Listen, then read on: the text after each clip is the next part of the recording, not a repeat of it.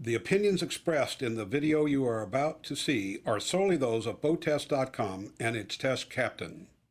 The team at Chaparral tell me that they made this boat to be a multi-function deck boat. It's the 284 Sunesta. We're going to take a detailed look at the features and see how they've done. For BoatTEST.com, I'm Captain Steve. Our test boat was powered by the 496 mag, which gives us 380 horsepower. It's also an 8.2-liter engine.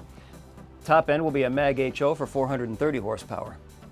Looking over on the starboard side, you see we have a fixed firefighting system. And over on the port side, tucked way inside next to the engine, you've got the dual batteries. And they look like they're a little bit hard to access until you remove this seat cushion.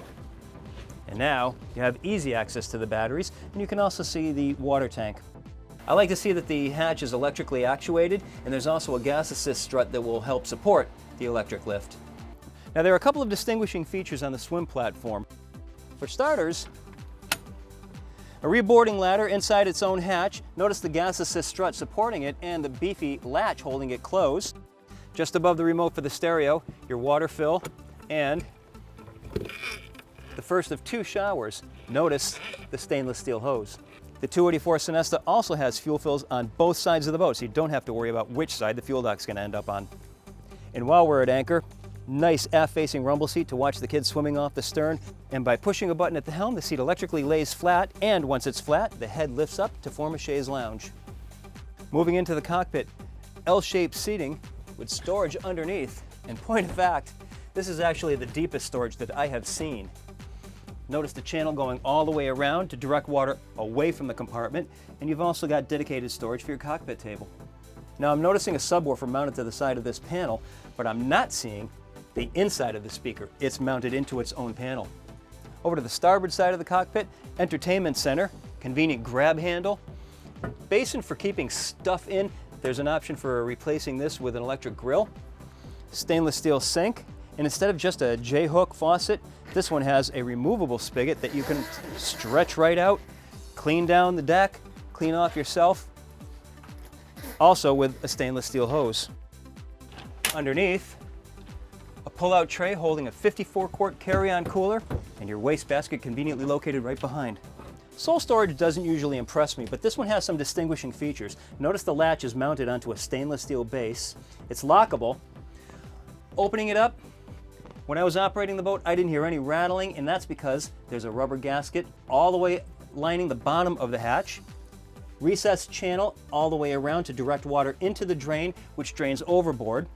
And the compartment itself is just huge.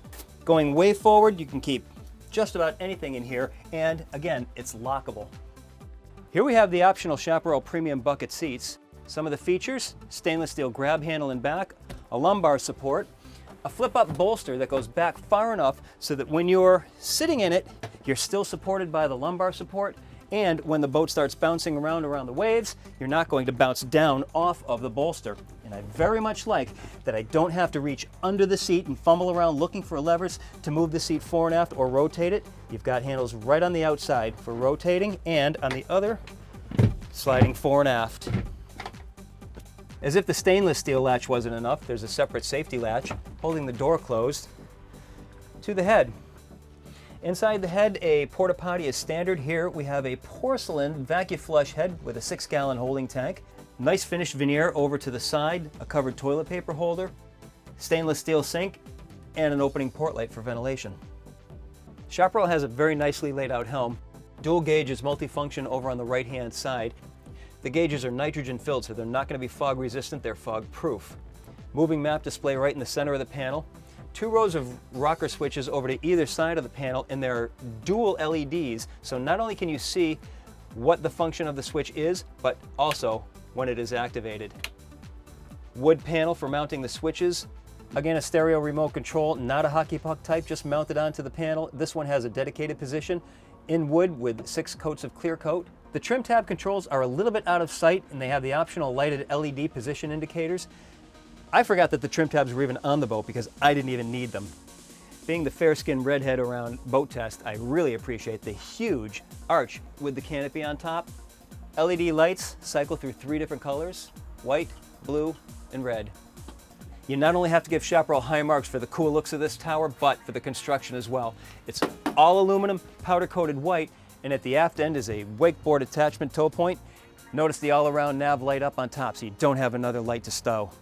Moving to the walk-through windshield, opening it up, it's held in place by a magnetic catch. One-piece stainless steel support instead of the ball and socket that we've seen, and it's strong enough to support my weight. When operating on those cool mornings, close off the walk-through, close off the windshield, and now it'll stay nice and toasty in the cockpit.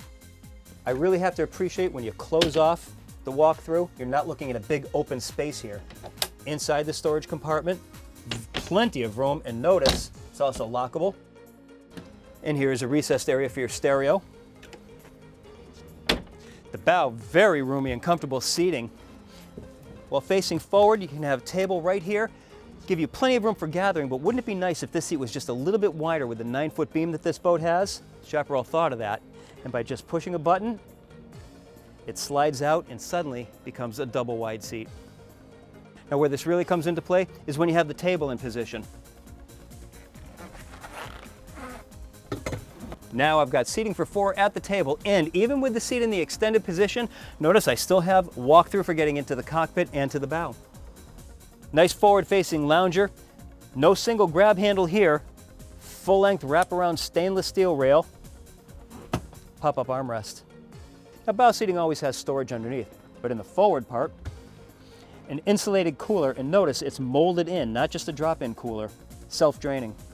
And by unsnapping and lifting off the cushions, now you have a non-skid area for getting to your beach boarding ladder. Let's talk about this foredeck area for a moment.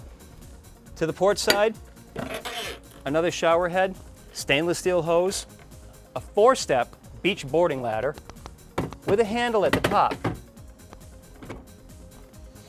Inside, I've got a mount for a Danforth anchor, closing it off so we don't have to trip over a nav light. It retracts when not in use. That's our look at the features and layout of the 284 Sunesta by Chaparral. For BoatTEST.com, I'm Captain Steve. We'll see you on the water.